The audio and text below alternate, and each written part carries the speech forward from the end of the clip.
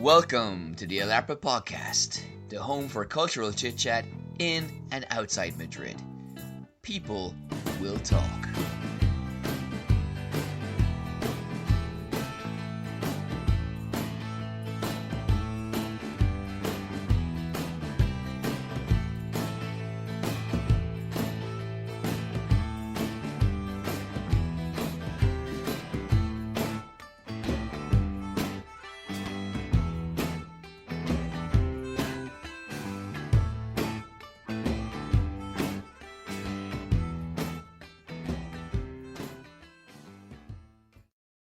So, welcome to part one of the show. This is an alarming trend. I've goofed on the last three intros in the last two podcasts. I think you need to take over hosting. No, it's okay. We forgive you. Okay, thank you very much. Okay, so on today's episode, we have a very short part three. So, after the meaty part two, which is 30 minutes where we talk about... How do you know all these? Can you predict the future? I have a feeling. About this. But we're going to spend a lot of time talking about photographs in part two, which I think you're going to find very interesting. I think. Yeah, sure. Yeah, for sure.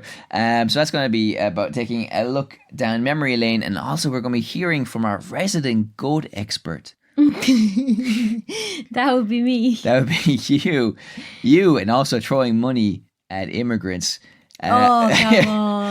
To discover how that happens. You can stay put until part two. Normally, shows do like a fun quiz to maintain your interest, so you listen to the end of the show. That's really cheap clickbait. I know, yeah, it's actually shocking. Yeah. I do apologize for that as well. I read an interesting thing, right? Because we're going to talk about your father in part two, right?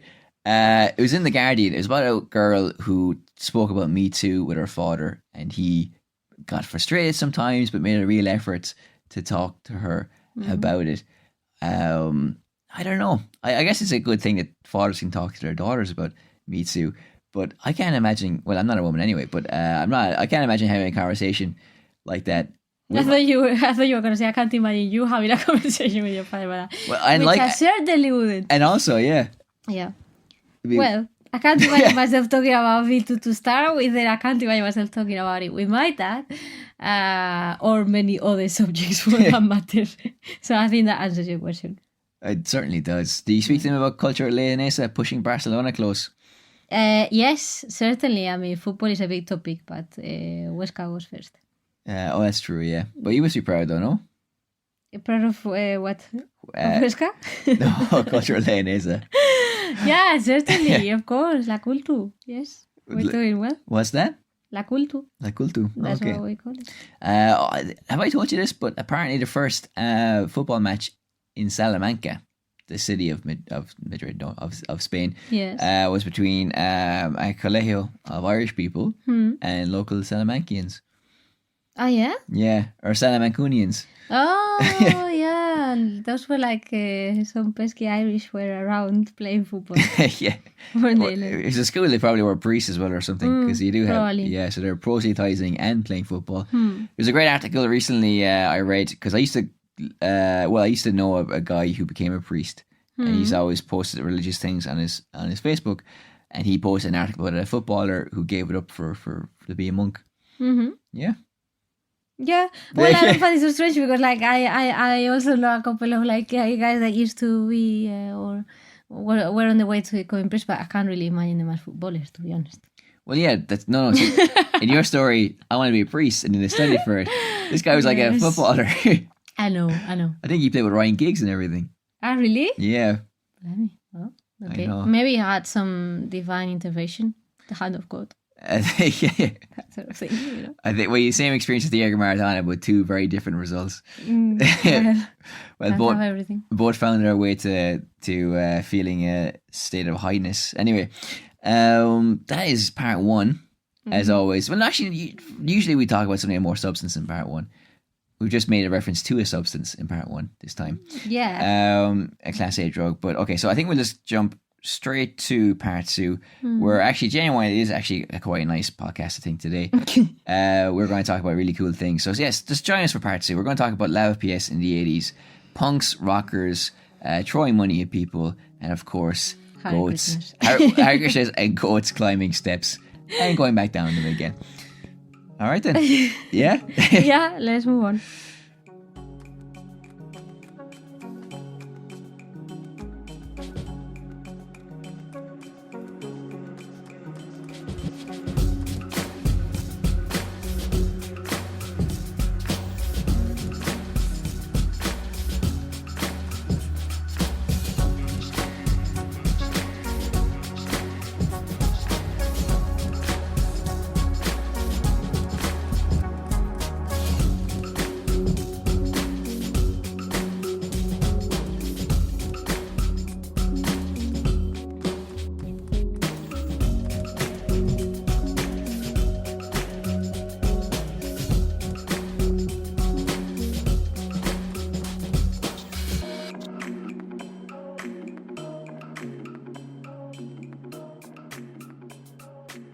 So welcome back. This is part 2 of the show. And as promised, we're going to be talking about Lavapies from head to toe. So Mary, I think you're very excited about this as well.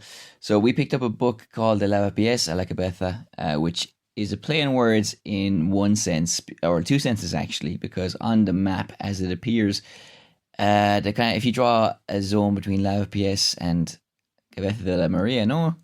Santa María de la Cabeza. That's exactly it. It looks like a human body. But also as well, she knows this area from head to toe, which is an expression, of course, to know it very well. We were in the book fair in Plaza Mayor. You can see our video on YouTube about that as well. So for the last week, it's over now. You had a very nice book fair selling different books from fair to foul and magnificent.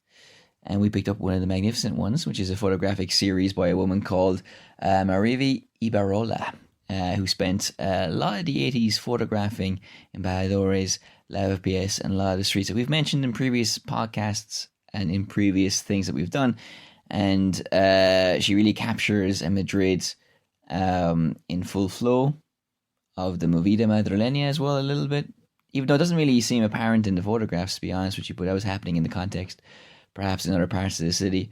But we see and we recognize things that we associate with Lavapies, and you can get a sense of that as well in our podcast about from 2 podcasts ago, when we talk about whether Lavapies and embajadores are the coolest neighborhoods in the world. So yeah, I think you were impressed by the book as well. Yes, I thought it was quite interesting. Yeah, so what we'll do is there's a lot of photographs in it. We've selected like 3 each. We'll kind of dissect them as we go along.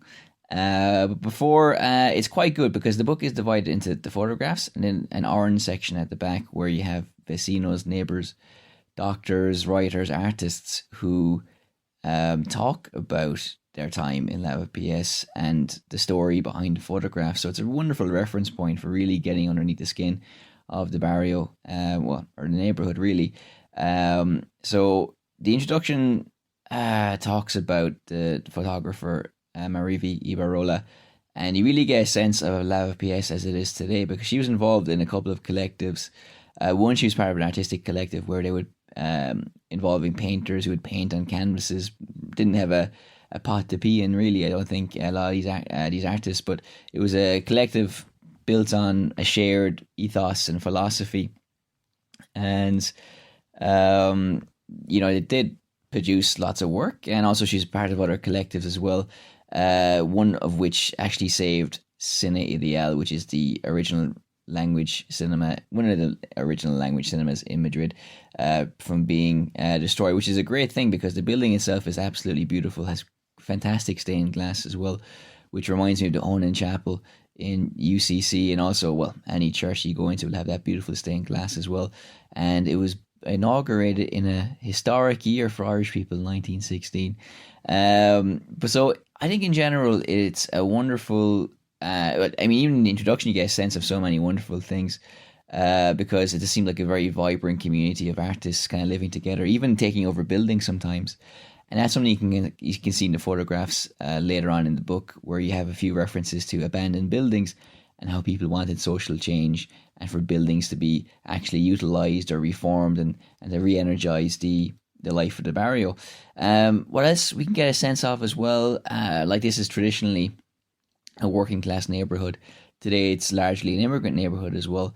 But even back in the 80s, it was a place, because there's a neighbor who writes at the back of the book a kind of poetic text about one of the photographs where he talks about frequently, it's like a recurring refrain in the poem, that he came to Lavapies by accident. And he kind of describes how everybody comes here without any money, but with dreams in their pockets, and sometimes those dreams see the light of day, and other times they stay at the bottom of your pocket or your suitcase.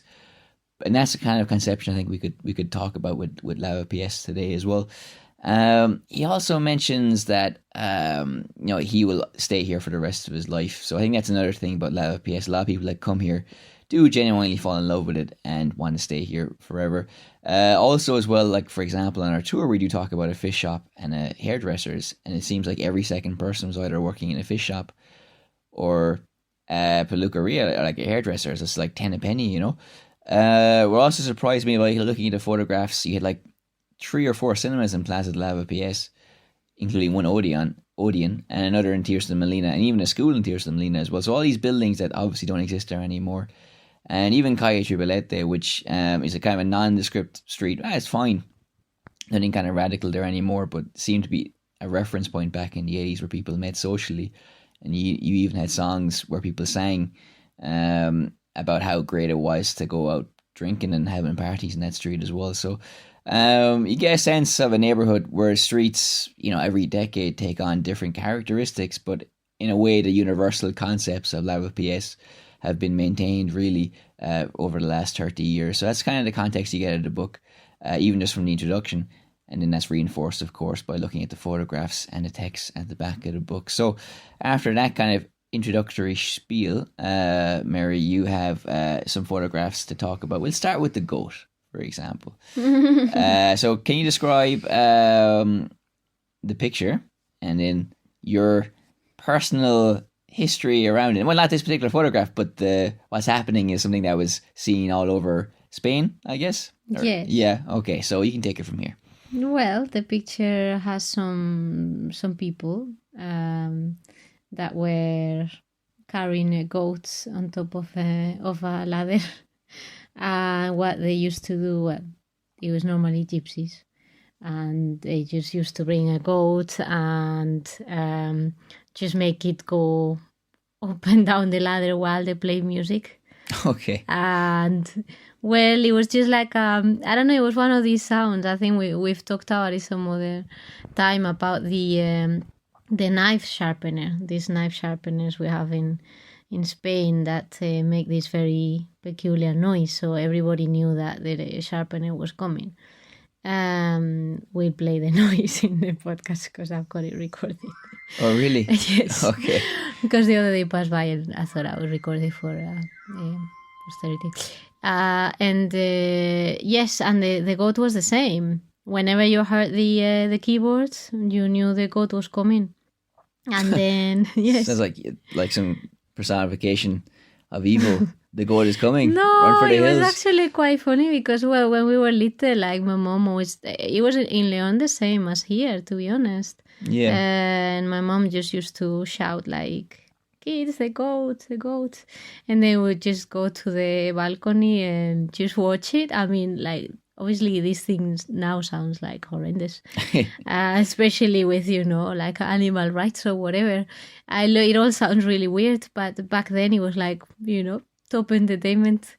And then we used to, obviously because we lived in a 4th floor, probably both in Leon and here, what we used to do was like, well, either throw coins at them, so we would just throw them. Normally, like in plastic bags, we would just put a few like shrapnel and just throw it at them, and then they had to catch it. And normally they just like burst, and then there were coins everywhere, and then they were just picking them from everywhere, which now sounds like a horrible thing, like you're really humiliating them. But back then was just like normal, and they, I would say, enjoyed, they were kids too. Why? And they just enjoyed picking them around. I know this sounds like really bizarre. Why didn't you take your cue from the goat and learn how to go downstairs? Well, no, because like it was part of the, I don't know, like it was either throwing, but most of the time to make sure that we didn't hurt anybody or it fell on the car, what we did was put it in a bag, and then we had this device that we would just tie a bit of rope to the bag and then just slowly unroll the thread and just make it go down until it reached them. Okay. And then they just snapped it and then took it away. And sometimes we did the same but put tangerines. I love tangerines. It's always like in any culture before like the 90s, it's just like, everybody who was poor is like, oh look, we got an orange, that's amazing. Yeah, so but I don't know, it was like one of these things that, well, it was quite a highlight. I don't know. And it stopped happening. I don't know when it was the last time I saw this. Probably I was at school, but already maybe like 12 or 13.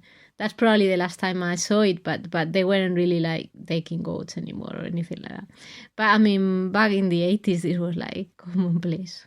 Really? I've heard references in before. There's an English guy who wrote a book about the secret history of Madrid, and he spoke about like gypsies with goats in town squares, but I had no idea that they were climbing and declining, going down steps as well. Yeah, they just like made them go up. It was only like 3 steps, and then they would just go up and down the other way, and then we were just all fascinated and clap like crazy, and then send them the coins. Do you ever miss the good old days? Well, I mean, like, some of these things like are quite charming. Like, I'd completely forgotten about the goats, I have to say. Yeah. And then when I saw the picture, it was like, oh, the goats, like, for me, it was very obvious what was happening in that picture. If there was a Spexit, if Spain left the European Union, are these the things that you think politicians on the right would be appealing to? No, shared common past. You could never do this anymore. I mean, but it's just one of these like things of childhood. I mean, it's a nice example though, because I saw a clip with Bill Maher who was giving out about millennials complaining about shows from the 90s, like Friends or something, saying some of the jokes are off colour, which I personally wouldn't agree with, because I think a lot of the characters anyway were quite progressive in how they relate to other characters, even if some of the jokes were off colour. But that's another podcast we will never do, because we'll never have a podcast about Friends. Anyway, but he was like saying you can't get offended about things that happened 20 years ago, because like it's a different value system, and even as historians and archaeologists, we would already subscribe to that theory that it's difficult to judge people by the standards of today. But very often that's referring to something that's truly awful by today's standards. And even though it's not nice for the goat, but this does have a bit of a more charming pinta, a bit of a more charming aspect to it, more innocent rather than other things that you could refer to back in the past, The goat. Yes, because because it was all like, I mean, nobody was, I don't know, everybody was happy. I know it sounds a bit stupid, but well, I don't know. It's just one of these things that I remember it as charming because it was just a time when we all got together and it was like an event. I don't know. So many things didn't happen when you're very little. Perhaps it depends on the family, but No, it's true. I mean, I remember stories even back home of things like that where everybody would just come out. No, like any given situation, no matter when you're looking at old photographs, you always like see a woman on the doorstep, looking out, seeing what's happening. People were a lot less shy about kind of coming out and just kind of gawping really at what was happening. But see, it's a very like village-like thing in origin. Like you would kind of like find it maybe more normal, like in a place like León, it's a lot smaller. Yeah. But then I think to a point it shows how Madrid was a lot more divided into barrios, into neighbourhoods before. But I think as well, Lavapies is a bit more open to that sensation, I think, as well, because historically and even today, it is part of the centre, but there's a mental bridge that you have to cross to come here in a way, and social classes and all that. But I'm glad you said as well that everybody was together, because that is another feature, even not just in the photographs, but especially in the descriptions of the photographs, because you have people who mention living here or there or working here or there. And the refrain, again, is always about like people passing through the shops and being together. So it seemed to be a lot more communal in a way as well.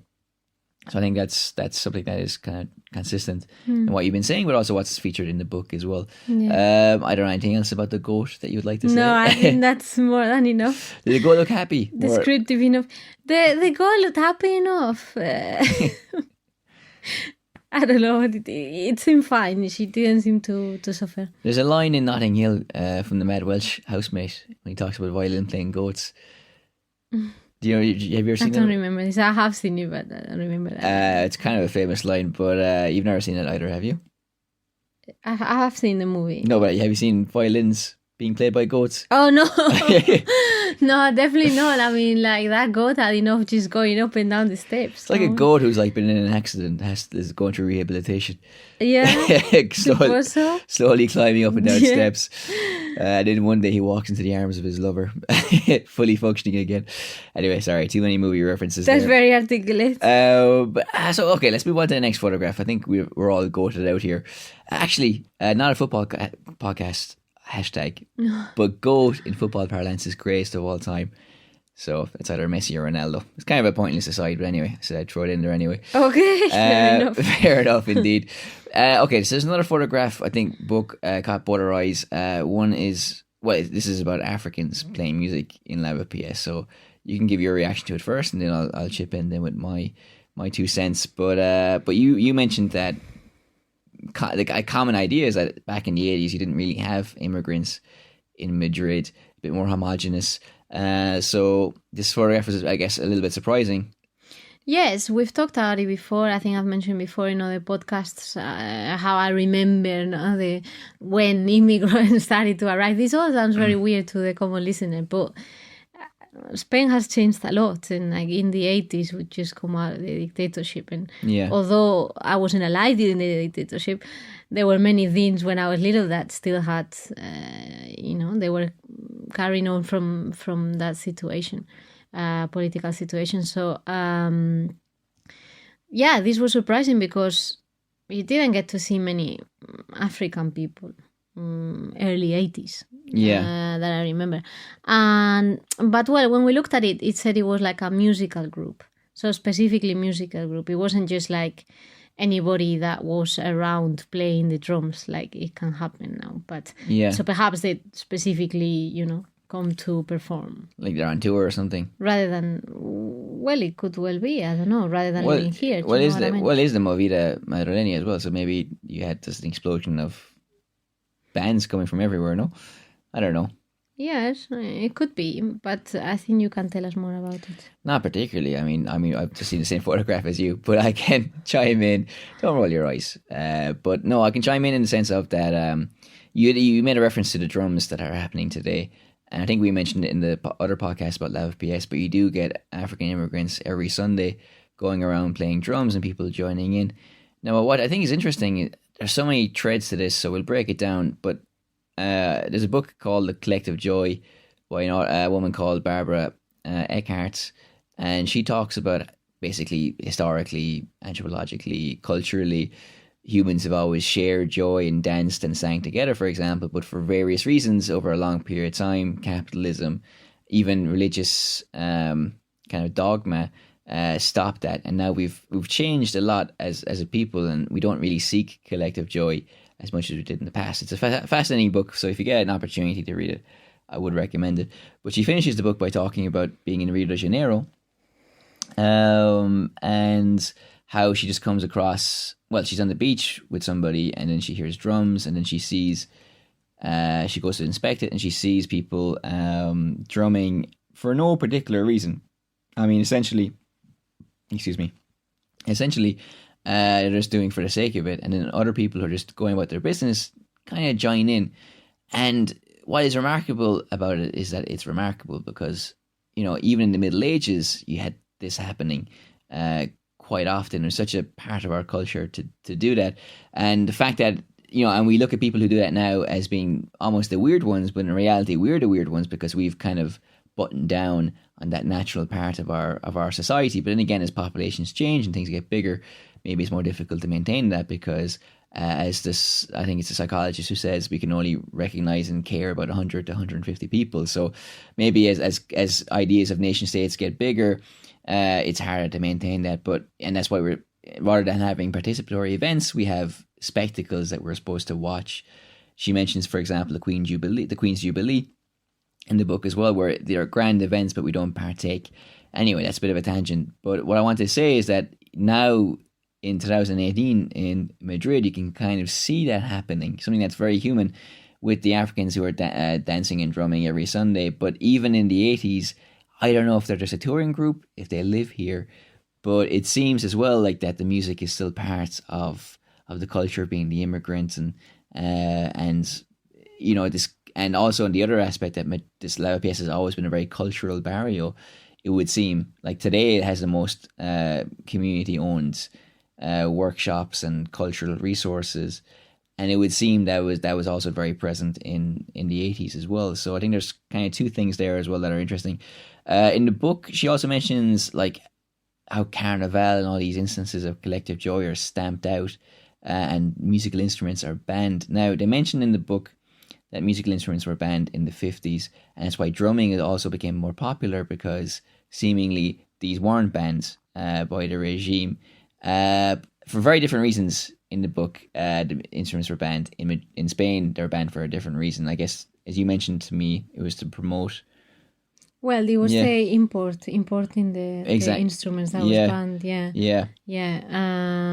And I assume the reason for banning them was just purely to produce them here rather than exactly. So it's importing them. Exactly, yeah. So that, well aware of that. Yeah. So different reasons for kind of limiting or excluding it, but even with those limitations, musical culture seemed to thrive based on that photograph and other photographs as well. So I think it's interesting one, but also as well, the street that they mention is one of the streets off the Plaza Lavapies, and they mention workshops for drumming and playing the cajon as well, and that like those workshops are still here in that street as well, number 36 of Calle Olivar, and so it's a direct link as well to the past. These things that are happening back then are still happening now as well. I don't know, so that's my kind of take in the photograph as well. I don't know if you have anything else to add about that. No. Well. Okay, well, speaking of the culture, so I think I mentioned already, but there's a lot of photograph or cinemas and things like that in the different plazas, Tirso Molina and Lavapies. So, you know, I think that photograph of the musicians ties all that together as well, a little bit. Okay, so now on to your next photograph. So, one is a man walking down the street. The same street you're actually referring to, your Calle Olivar, which is it's actually on the front cover as well. It is a universal sign of an old man walking slightly stooped with his two hands behind his back. Your father walks that way. Yes. To be honest, that's all I have to say about that picture. Like, you know, it's such a, well, I thought Spanish, but you say like it's every old person walks like that. Old men are old men everywhere. But yeah, just, you know, hands behind the back. I honestly don't know what the origin of that position is, because I don't think it's particularly comfortable. But I do it sometimes as well. That could be creeping middle age. Maybe there's also the version of like holding the paper, the newspaper on the back. Oh, that's true. I've seen that before without reading it as well. Okay, so let's open up this book as well. So if you hear some sounds in the back, just us flicking through it. Do you remember the other ones? Diamante. Diamante. Do you remember what Diamante is? Because whenever I've shown it to like students, for example, they always go, Diamante. So it's like some kind of franchise of shop or something, no? I honestly don't know. Brillante, yes, is where you buy calamari. But sandwiches. But Diamante, no. Perhaps like tights, underwear, that sort of thing, but I'm not sure. Oh yeah, we actually were reading a description of one of the photographs where they talk about the tights and everything. Yes, he was talking about how in one of the streets leading to like the Plaza de Lavapies, that there was also a picture more or less was similar to now. Obviously the shops were different, and the entrance to the metro was in the middle and everything. Yeah, this person like had an underwear business since the 60s, and he was talking about how there were two different businesses. Like one was actually selling new tights, and another one was like mending them. That she didn't do that. She said somebody else did that opposite the street. Okay. Also, there's a picture of Cine Ideal, which, as we said previously, was almost put out of or put into extinction. But it's dressed up very appropriately for this time of year as well, for a horror film festival. And I can imagine as well, because we went, when we talk about the bunker tour, we heard that they made Dracula movies or vampire movies in the bunker. So again, this is the movie that made millennia. So I think there probably was a lot of like schlock horror, like cheap horror movies being made and being produced, you know? Well, I suppose like Spain was opening up to the world, and I think that was quite a popular thing at the time, in the 70s, these sort of like tacky horror movies type of thing. Probably very easy to make as well. And it's made because they could be made also. There's a couple more photographs we can talk about. There's one beautiful one of Plaza Lavapies where you can see the three streets, Jesus and Maria, Oliver and Lavapies stretching out into the distance, and behind it, when seen in the photograph, Argumosa, which is the artery of culture and food and gastronomy in Lavapies. But, you know, not really much different, really. I don't think it's changed too much, bar the Carrefour opening for 24 hours. Pictures of banks as well, where one student gave me a lecture on how Banco Santander bought lots of the banks. But there's a few ones as well. So like we've spoken about like the culture and stuff like, and we've mentioned that the Bacalera in previous podcasts, and you can see pictures of it actually working and smoke coming out of the chimneys as well. So to see it in its original state and functioning as a tobacco factory is quite a feat, because inside and outside looks completely, well, inside looks completely different. Outside, I guess it's more or less the same, but even just like conceptually, it's changed so much today. You know, it's just a space where you can go and, you know, free of charge, and you can see these wonderful things most of the time. And to see it as it originally was, as a living, breathing factory, is something that's noteworthy in itself, without being able to describe too much about it, because it's a factory that was a factory, so it should be that spectacular. But to see it in its original skin is a little bit amazing as well. Two other things we can mention. We do see political posters, so some early PSOE posters before elections. Also, we can see, like in different scenes, kind of like anarchists and punks, you know, socializing, but also them mixing with normal people in the street protests when they're like looking to stop, you know, having punks were also a highlight. Highlight punks, yeah. It's incredible, because I mean, 10 years previously that was like, well, everywhere that wasn't imaginable, because nobody thought of punks like back in the well, no, punks were in the 70s as well. Well, not in Spain though. Like, well, that's the thing, yeah. So like in Spain, it's incredible. Yeah, so both that and Hare Krishna were things that by that pointed out from the car. Yeah, I can imagine, yeah. As exotic. When we first moved to Madrid, because I can imagine, well, I don't remember, but probably Leon, you know, it's like, it wasn't the same coming out of the dictatorship in a provincial town than in the capital. Yeah. So when we first arrived here, things like, you know, big like crests, color crests and stuff like that, and my dad used to like point it out at me. Look how funny. Never do that, Mary. No, it just found it funny. It's like, oh, the typical thing. They look like cockerels and things like that. I think like politically incorrect things that you wouldn't say now. And then the Hare Krishna as well, like, because suddenly they all appear like Hare Krishna everywhere, and they kept on like Hare Krishna sleeper cells. I don't know, they just like appear of a sudden, like playing like the Franco died and it is activated. Playing the playing like the bells and stuff, and then my dad was used to say, oh, look at them, and well, I don't know. Yeah, because like we sound like real country bumpkins. But... No, I think in a Catholic country, even in Ireland, if you had Hare Krishnas, you'd be like, who are these mad people? Yeah, my dad like used to, well, yeah, he just pointed out where they were and stuff. Well, there's a great Louis Theroux documentary where he follows him as well, so that's worth a shout out or worth a check out. But yeah, I think again, just to hammer home the point about how the more things change, the more they don't, because I think, yeah, granted, we probably have lost our ability to be shocked by extreme appearances, but well, for the most part, I would imagine. But the photographs of the people protesting the empty buildings, I think, has a lot of relevance with stuff that we spoke about in other podcasts about the housing crisis in Ireland. Also, as well, how even today, barrios like Lavapies need more investment from the government, and it's true that Carmena has highlighted Lavapies and other barrios to get that extra money because they need to grow in accordance with the other neighbourhoods in the city. So I think there's always been the social issue of like abandoned buildings and things being falling into disrepair and not enough investment to keep it as a thriving community. Now, we spoke about gentrification, so this is probably changing in Lavapies currently, but for a long time, even after these photographs were taken, but also you can see in modern countries and one not too far away in Ireland that this is an issue that isn't just about an issue of, like, you know, an empty building, but what that empty building represents and what it can do to a community as well. So I think no matter what way you look at these photographs, they do say something about the kind of the life today. And you even see a lot of photographs with buildings under scaffolds and under construction as well. So even today you see that as well. So it's like a neighborhood that's been permanently built as well.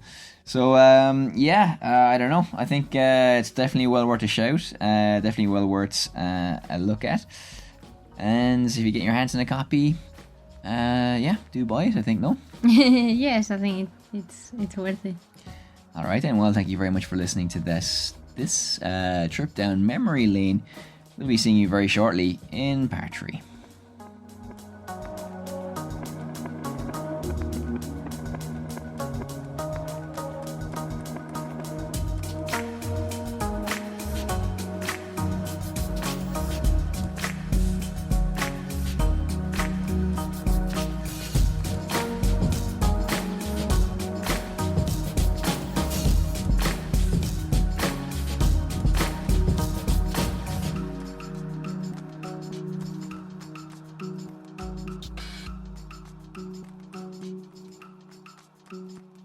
Okay, so part 3, thank you very much for coming back to us. So, take it away, Mary, Radio Public. Radio Public. Please listen to us on this platform or any others, but if you listen on Radio Public, then you support what we do and help us do more of what we like. And you too. Very well said. So you can find us on YouTube, on Instagram, on our blog Irish Slice of Madrid.wordpress.com, also our website larpamedia.com, and also on things like Medium and Blog Lovin', where you can find more. Tumblr as well. We've just gone on that as well. So yeah, as she said, you can listen to us on any platform. And a big shout out to Barry as well, who actually told me he listened to our Travel is Political podcast and really liked it. And we really like you, Barry. We really like you too, Barry. You're a smashing fella. So I better tell you that we've said this so you can listen to it and also give us an extra listen. So anyway, on Radio Public. On Radio Public, yeah, because he's been listening to us on another app. The madman. Okay, so we'll be back next week with another installment of the Elaborate Podcast. So for now, we can say, without further ado, without any further hesitation, without further preamble, okay, I'll just get straight to it. Good luck. Bye.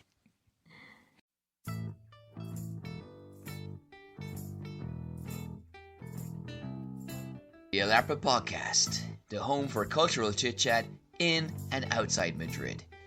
People will talk.